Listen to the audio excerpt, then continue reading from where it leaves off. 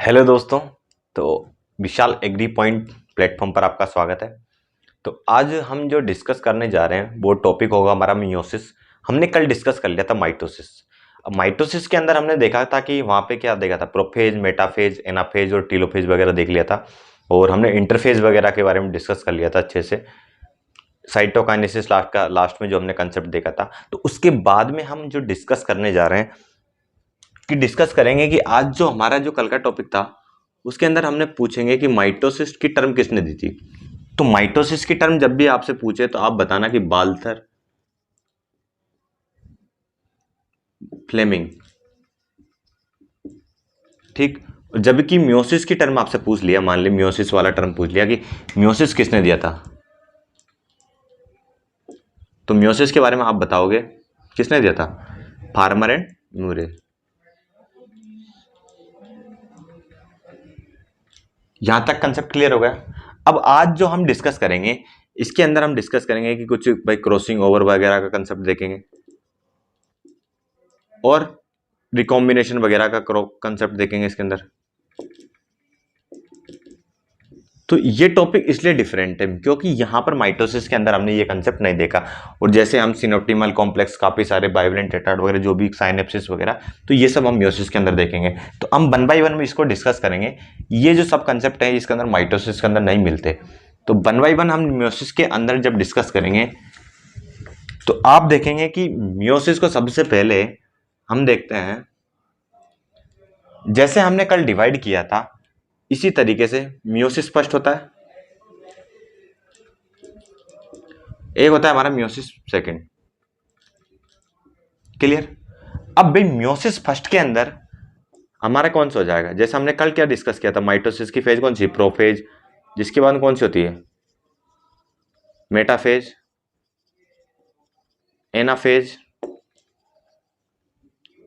Telophase. ये सब हमारी फेज होती है। यहां पर क्या होगा, बस prophase first, metaphase first, anaphase first, telophase first, telophase first. ऐसे कैसे यहां पे प्रोफेज सेकंड, ऐसे कैसे यहां पे मेटाफेज सेकंड,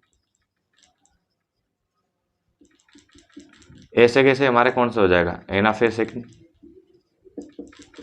इसी तरीके से हमारा टीलोफेज सेकंड।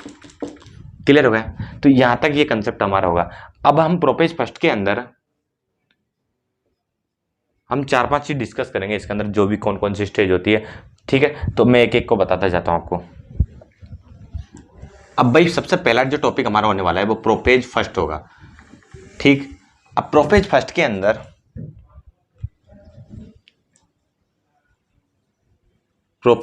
के अंदर हम देखेंगे सबसे पहली जो स्टेज आती है वो हम पढ़ेंगे लेप्टोटीन। कौन सी, लेप्टोटीन। यहां पर आप देखोगे एक तरह से क्या है, हमारा कंडेंसेशन वगैरह होता है। क्या होता है हमारा, condensation of the chromatin material. जो भी कंडेंसेशन वगैरह होता है तो वो हमारे यहाँ पे क्या होता है, जैसे हमने प्रोफेज के अंदर देखा वहां भी कंडेंसेशन हो रहा था, तो हम बोल देंगे यहाँ पे भी कंडेंसेशन। मेन पॉइंट याद रखना कि आपको यहां पर क्या होता है, हमारा कंडेंसेशन होता है एक तरह से। क्लियर होगा। अब कंडेंसेशन किसका, आप देखोगे कि किसका, क्रोमोजोम्स का। जबकि वहां पर हमने किसका देखा था, क्रोमेटिन वगैरह का कंडेंसेशन देखा था। यहां पे कंडेंसेशन किसका हुआ है, क्रोमोसोम का। जिसके बाद लेप्टोटीन के बाद में दूसरा जो पॉइंट आता है हमारा, कौन सी स्टेज आती है, जाइगोटीन। अब जाइगोटीन स्टेज के अंदर आपको ध्यान रखना है कि यहां पर प्रेजेंट होता है साइनेप्सिस। साइनेप्सिस। अब साइनेप्सिस इसके अंदर जैसे हम देखेंगे कि यहां पर homologous pair of the chromosomes, यहां पर पेयरिंग ऑफ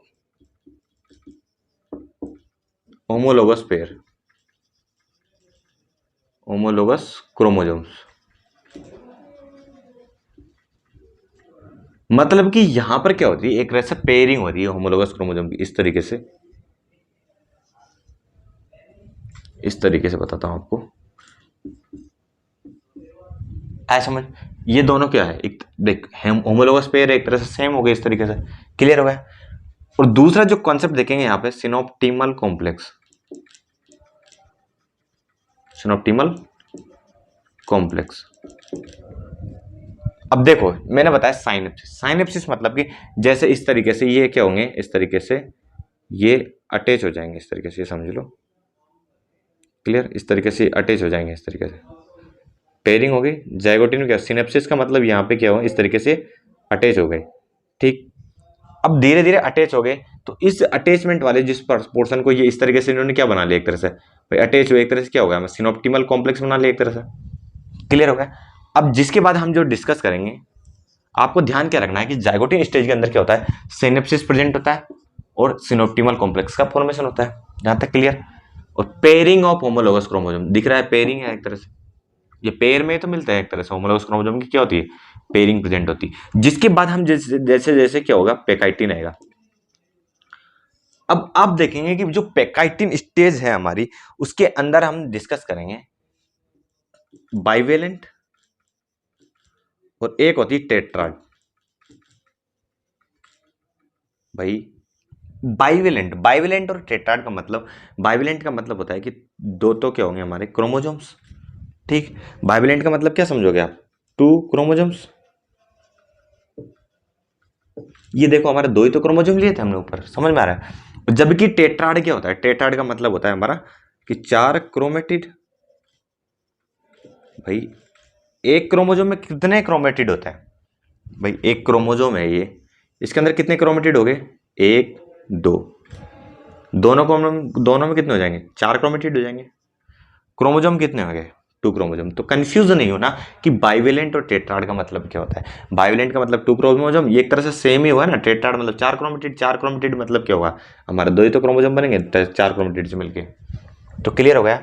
तो ये बाइवेलेंट और टेट्राड कंडीशन हमारी किस में दिखती है, पेकाइटिन स्टेज के अंदर।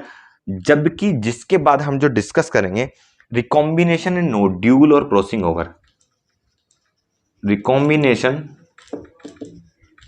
नोड्यूल, एक टॉपिक डिस्कस करेंगे क्रॉसिंग ओवर। आप देखेंगे कि रिकॉम्बिनेशन नोड्यूल, जैसे मैंने बोला कि यार ये इस तरीके से ये यहाँ पे क्या होगा, अटैचमेंट हो गया, सिनोप्टिमल कॉम्प्लेक्स का फॉर्मेशन कर लिया। ये धीरे धीरे फिर इस तरीके से रिकॉम्बिनेशन नोड्यूल मतलब इस तरीके से, इस तरीके से नोड्यूल टाइप का फॉर्मेशन हो जाता है, इस तरीके से, मतलब मुड़ जाएंगे इस तरीके से, समझ रहा है, इस तरीके से नोड्यूल टाइप का फॉर्मेशन हो गया, ठीक है। तो यहां पर रिकॉम्बिनेशन नोड्यूल फॉर्मेशन हो जाता है, जिसके बाद क्रॉसिंग ओवर। अब ये एक तरह से जिस तरीके से इन्होंने मैचिंग हुए, तो इन दोनों के बीच में क्या हो गया, क्रॉसिंग ओवर हो गया आपस में, मतलब जेनेटिक मटेरियल का क्या हो गया, एक्सचेंज हो गया ना एक तरह से, इस तरीके से नोड्यूल वगैरह बना लेना, ठीक है। इस तरीके से कहने का मतलब समझ में आ रहा है। तो क्रॉसिंग ओवर मतलब कि यहां पर जेनेटिक मटीरियल का क्या हो गया, एक्सचेंज हो गया, जेनेटिक मटीरियल क्या हो गया, एक्सचेंज हो गया, ठीक। तो अभी तक आपको याद रखना है कि जाइगोटीन के अंदर एक तो साइनेप्सिस कंडीशन हो जाती है, बिल्कुल एग्जाम में पूछा जाता है, सिनोप्टिमल कॉम्प्लेक्स का फॉर्मेशन हो जाता है, पेयरिंग ऑफ होमोलोगस क्रोमोसोम हो जाता है। जबकि पेकाइटिन में बाइवेलेंट और टेट्राड कंडीशन मिलती है यहाँ पे, और जबकि और रिकॉम्बिनेशन नोड्यूल का फॉर्मेशन होता है, और क्रॉसिंग ओवर का कंसेप्ट यहाँ पे किसमें मिलता है, पेकाइटिन स्टेज के अंदर मिलता है। आया समझ में यहाँ तक, मुझे लगता है। अब एक छोटा सा एग्जांपल आप जैसे देखोगे कि जाइगोटिन स्टेज, जैसे हम फ्लोवरिंग की बात कर लेते हैं, तो फ्लोवरिंग की जो बुके स्टेज होती है,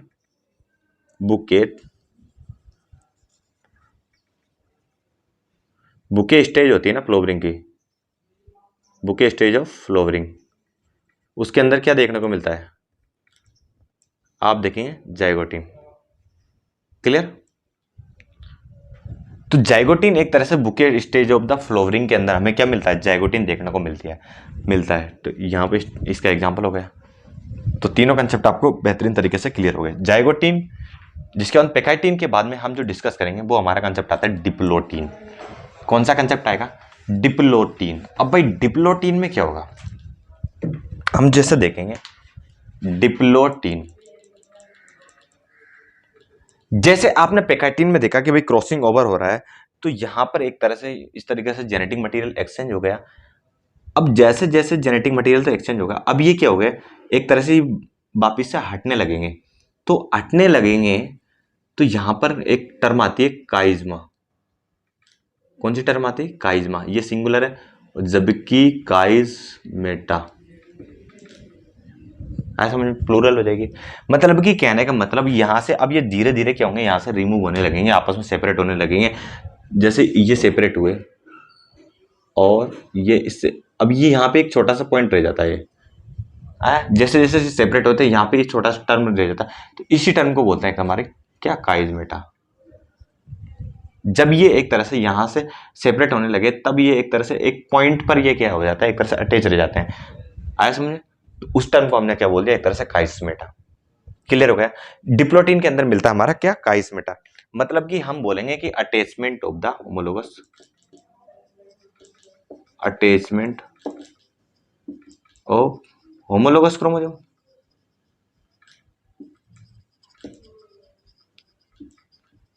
क्लियर हो गया?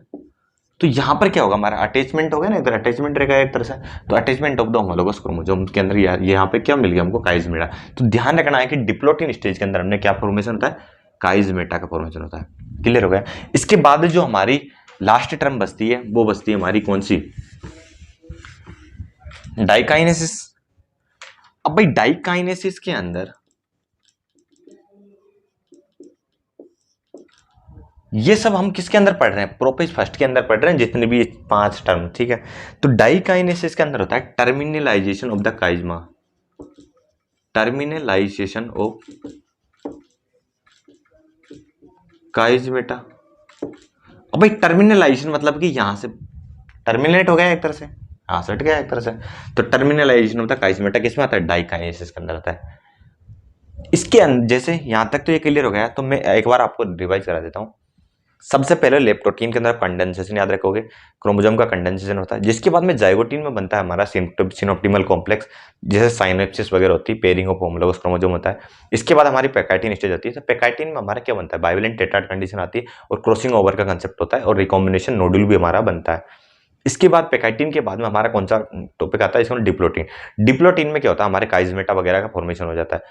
और यहाँ पे क्या होता है, जैसे काइजमेटा का फॉर्मेशन होगा, इसके बाद हमारी जो डाइकाइनेसिस आती है उसके अंदर होता है टर्मिनलाइजेशन होता है काइजमेटा, मतलब वहां से टर्मिनेट हो जाते हैं काइजमेटा। क्लियर हो गया?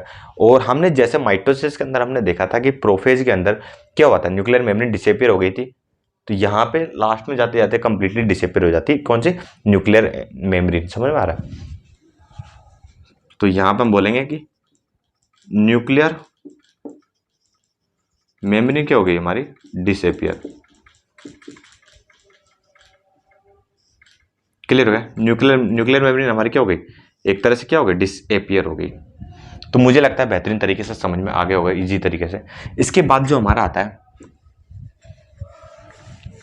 इसीलिए सबसे जो लॉन्गेस्ट फेज है हमारी कौन सी होती है, प्रोफेज फर्स्ट होती है, क्योंकि इसमें यार ज्यादा से ज्यादा स्टेज बन रही है तो टाइम भी ज्यादा लग रहा है इसके अंदर। क्लियर हो गया? इसके बाद हमारा आता है मेटाफेज। Metaphase second. अब भाई मेटाफेज सेकंड के अंदर आप क्या करोगे कि जैसे हमने देखा था वहां पर क्या हुआ था, कहां पर, माइटोसिस की मैं बात करूंगा, तो इस तरीके से मैंने आपको बताया था, इस तरीके से ये क्रोमोसोमल प्लेट पे अरेंज हो गए थे वहां पर। आया समझ में? तो यहां पर जो हम मेटाफेज की बात करेंगे, तो एक तरह से भाई मेटाफेजिक प्लेट या इक्वेटोरियल लाइन में अरेंज हो गए थे, तो मेटाफेज के अंदर हम बोलेंगे इस तरीके से टेट्राड। आया समझ में? इस तरीके से अलाइन हो जाते हैं किसके अंदर, मेटाफेज के अंदर। तो हम बोलेंगे कि एक तरह से टेट्राड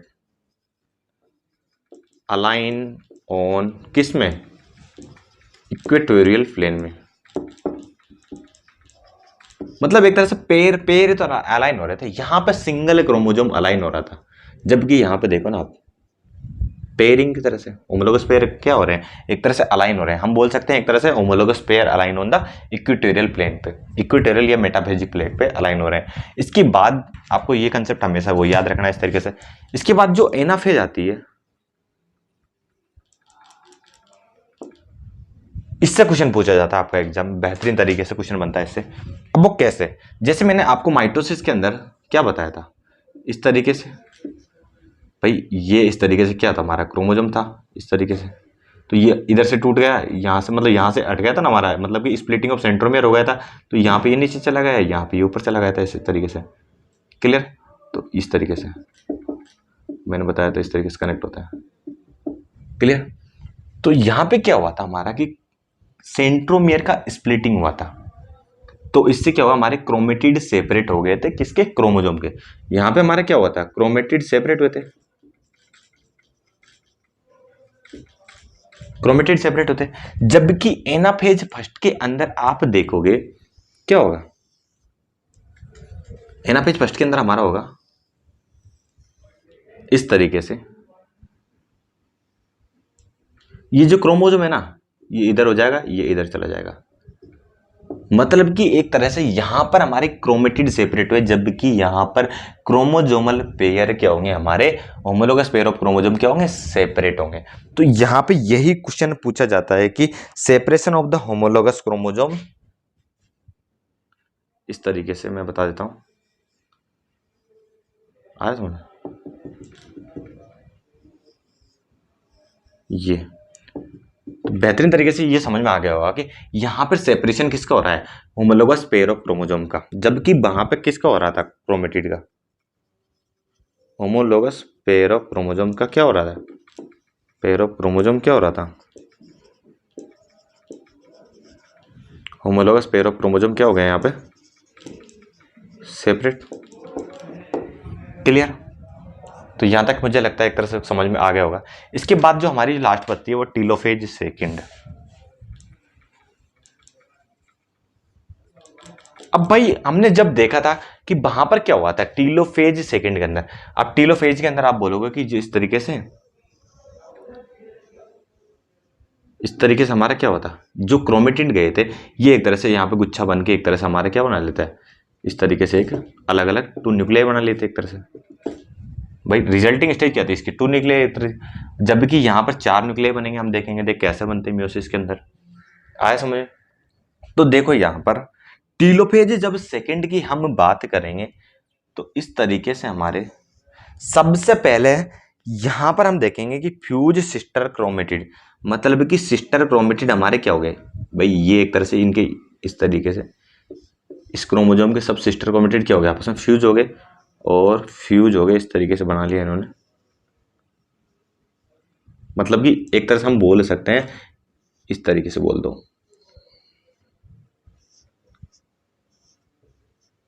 ये इस तरीके से क्या हुआ, हमारे फ्यूज हो गए इस तरह से, ये मतलब मिल गए एक तरह से गुच्छे टाइप में, समझ आ रहा है, ये मिल गए इसके अंदर। अब अभी क्या हमारे यहाँ पे 2 ही बने, इसके बाद में भी प्रोसेस कंटिन्यू रहती है किसकी, मियोसिस की।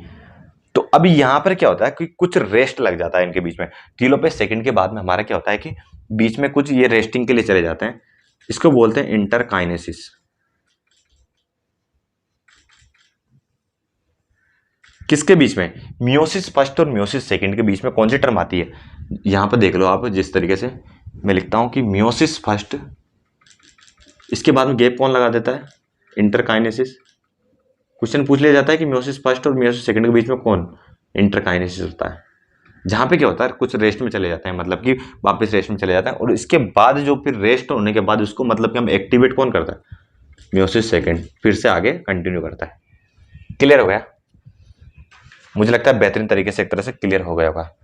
अब जो मियोसिस सेकंड है, मियोसिस सेकंड है हमारा, मियोसिस सेकंड के अंदर क्या होता है, सेम प्रोसेस होती है किसकी तरह, माइटोसिस की तरह। ये एक तरह से किसकी तरह, बिल्कुल माइटोसिस की तरह। आया समझ, बिल्कुल एग्जैक्ट माइटोसिस की तरह होता है इसका प्रोसेस।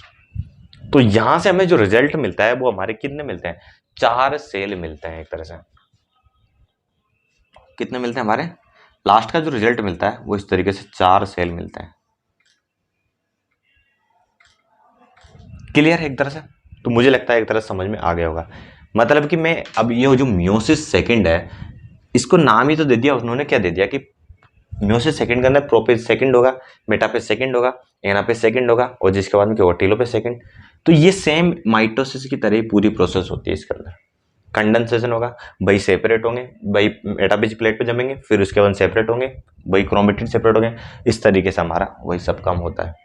तो यहाँ पर जो इसका रिजल्टिंग बनता है वो आपको याद रखना है कि इसके अंदर कितनी बनती है, 4 न्यूक्लियाई बनती है, 4 सेल्स ऑफ न्यूक्लियाई। क्लियर। इस तरीके से हम बोलते हैं ना गेमिट फॉर्मेशन होता है ना चार, तो यहाँ पे एक तरह से इस तरीके से 4 सेल बनती है यहाँ पे, जबकि हमारा किसके माइटोसिस के अंदर हमने मिलती है ओनली 2 सेल मिलती है। कितनी मिलती है? 2 सेल। तो मुझे लगता है एक तरह से क्लियर हो जाना चाहिए। फिर से एक बार मैं बोल देता हूँ, रिपीट कर देता हूँ छोटा सा। भाई यहाँ तक क्रोमोजोम अलाइन हो गए, एनाफेज फर्स्ट के अंदर होमोलोगस पेयर और क्रोमोजोम सेपरेट हो गए, जबकि यहाँ पे क्रोमेटिड सेपरेट होते हैं। टीलोफेज सेकंड के अंदर फिर ये क्या हुआ है, ये क्रोमोजोमल जो होमोलोगस पेयर ऑफ क्रोमोजोम है, इनके क्रोमेटिड आपस में क्या हो गए, एक तरह से इस तरीके से मिल गए। देख लो इस तरीके से मिल गए ना, हमारे कंडेंस हो गए।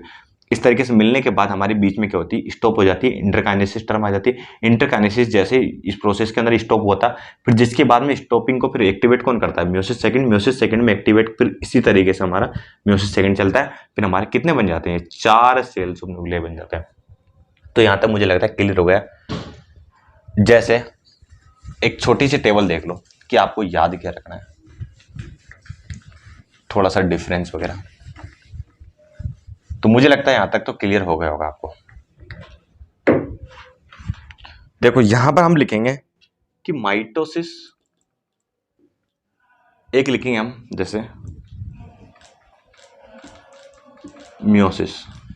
अब भाई माइटोसिस और मियोसिस के अंदर डिफरेंस क्या है, पहले तो ये समझ लो ना आप। जैसे डिफरेंस हमने ले लिया कि इसके अंदर सबसे पहला जो डिवीजन की बात कर लेते हैं, और इसके बाद हम जो डिस्कस करेंगे इंडिपेंडेंट असॉर्टमेंट की।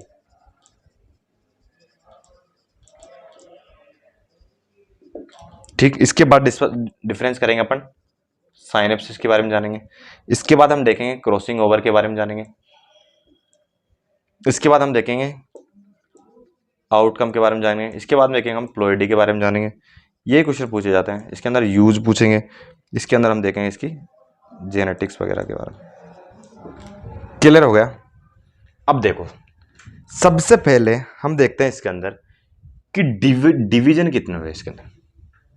अब देखते हैं कि जो माइटोसिस था हमारा, तो भाई एक बार सेल डिवाइड हुई थी, 1 डिवीजन। जबकि मियोसिस कितने बार डिवाइड हुआ, मियोसिस फर्स्ट, मियोसिस सेकंड, तो आप बोलोगे यहां पर 2 बार डिवाइड हुआ।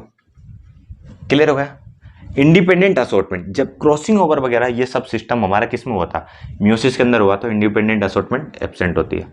साइनेप्सिस की बात करेंगे तो कोई नाम ही नहीं लिया हमने साइनेप्सिस का। क्रॉसिंग ओवर की बात करेंगे बिल्कुल ही नहीं है। जिसके बाद आउटकम, अब हमारा यहाँ पे कितने सेल मिले थे हमको, लास्ट में कितने न्यूक्लियर मिले थे, तो हम बोलेंगे कि यहाँ पे हमें 2 सेल मिले थे। कितने 2 सेल, जबकि यहाँ पर हमें कितने मिले थे, 4 सेल। क्लियर हुआ। इसकी प्लोइडी की जब मैं बात करूंगा तो ये हमारा कितना होगा, डिप्लॉइड, और ये कैसा होगा हमारा, एप्लॉइड। बात समझे। ये कैसे है, इसको मैं छोटा सा एक्सप्लेन करता हूं क्योंकि जरूरी है, इससे क्वेश्चन आपको घुमा सकता है। कैसे, जैसे हमने देखा इस तरीके से, ये हमारा G1 था, ये हमारा S फेज था, ये हमारा क्या था, G2 फेज था। फिर ये हमारा माइटोसिस था, यहाँ पे मियोसिस फर्स्ट, इसके बाद मियोसिस सेकंड, इस तरीके से समझो। क्लियर हुआ। तो देखो यहाँ पे G1 में हमारे क्या था, मैंने बोला था कि यहाँ पे क्रोमोजोम का कुछ कोई मतलब कि कोई प्रॉब्लम नहीं, क्रोमोजोम नंबर यहाँ पे हमारे क्या थे, सेम थे। जैसे ही मियोसिस के अंदर गया तो मियोसिस को हम क्या किस नाम से जाने जाते हैं, रिडक्शनल डिवीजन के नाम से जाने जाते हैं। इस तरीके से मैं यहाँ पे क्वेश्चन लिख देता हूं, माइटोसिस को हम किस नाम से जाने जाएंगे, इक्वेशनल डिवीजन। जबकि मियोसिस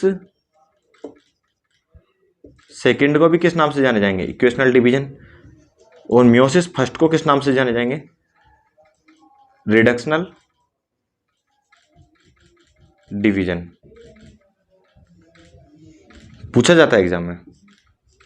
अब ये कैसे, इसको तो समझा रहा हूं मैं।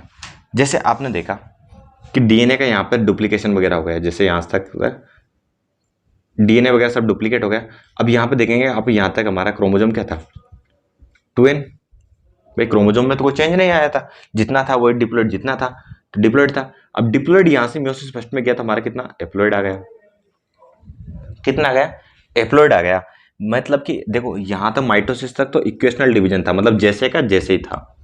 जैसे ही वो मियोसिस के फर्स्ट के अंदर गया तो यहाँ पे रिडक्शनल डिवीजन का मतलब वो एक मतलब कि रिड्यूस हो गया, रिड्यूस होकर कितना एन, फिर क्या हो गया उसका मियोसिस सेकंड में मैंने क्या बताया इक्वेशनल डिवीजन, फिर से वापस से ये एन हो गया। क्लियर है क्या? तो यहां तक मुझे लगता है बेहतरीन तरीके से समझ में आ गया, इसलिए इसको नाम से इस तरीके से जानता है। जिसके बाद में इसका यूज, यूज इसका हमारा किस में होता है सोमेटिक सेल के अंदर होता है, जबकि ये एक तरह से किसके अंदर होता है हमारा कौन सा गेमिट फॉर्मेशन, गेमिट वगैरह का। इसकी जो जेनेटिक्स क्या होती है भाई सोमेटिक सेल के अंदर होगा, तो इसके अंदर वेरिएशन वगैरह का तो कोई कंसेप्ट होगा ही नहीं, तो हमारे वेजिटेटिव्स के लिए यूज होता है इसका, वेजिटेटिव ग्रोथ के लिए। जबकि यहां पर क्या होगा गेमिट वगैरह बनेंगे तो हमारा क्या होता है वेरिएशन आएगी, वेरिएशन के लिए हम यूज कर सकते हैं इसको। क्लियर? तो मुझे लगता है पूरा कंसेप्ट एक तरह से क्लियर हो गया होगा आपको। बेहतरीन तरीके से मैंने समझाने की कोशिश की और इसको जल्दी से जल्दी हमने एक तरह से बिल्कुल कम टाइम में कवर करने की पूरी कोशिश की है, एक भी कंसेप्ट को छोड़ा नहीं हमने, ठीक है। तो बताना कमेंट करके कैसा लगा सेशन, और जहाँ भी कोई प्रॉब्लम होती है तो आप कमेंट करके बता दिया करो ताकि मैं उसको अगली वीडियो में आपको बता सकूँ। और मिलते हैं हम नेक्स्ट वीडियो में। तो आपको जाते जाते क्या करना है, हंसते रहें और मुस्कुराते रहें। तो आपने सेशन को देखा उसके लिए थैंक यू। मिलते हैं नेक्स्ट सेशन के अंदर आपको, ठीक, ओके बाय।